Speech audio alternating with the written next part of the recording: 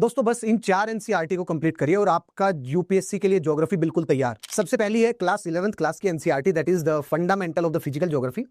उसी के साथ क्लास 11th की एक और एनसीईआरटी है, that is India physical and environment. उसके बाद आती है 12th क्लास की 2 NCERT. The first is the fundamentals of the human geography and the second is India people and economy.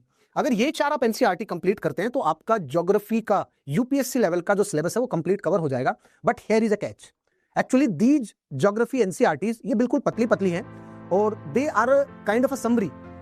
और आपको ये सारी चीजें तभी समझ में आएगी जब आपको इन डेप्थ अंडरस्टैंडिंग है चीजों की। देखिएगा, आप केवल इतना पढ़ के इनके पीछे का जो कंसेप्चुअल पार्ट है वो तभी समझ पाएंगे जब आपको एक एक पैराग्राफ के पीछे आपकी कॉन्सेप्ट्स की बैकिंग होगी। आपको उनके मैकेनिज्म, आपको उनके कॉन्सेप्चुअल अंडरस्टैंडिंग जो भी स्टैंडर्ड बुक और स्टैंडर्ड टेक्स्ट में है उनके रेस्पेक्ट में समझ में आएगा, तभी आप इनको समझ पाएंगे। सो बेटर भी आप इनको कवर करिए, बट बिल्कुल आराम आराम से और कॉन्सेप्चुअली अंडरस्टैंडिंग वाइज समझ के करिए, तभी आपका ज्योग्राफी का सिलेबस कंप्लीट होगा, अदरवाइज नॉट।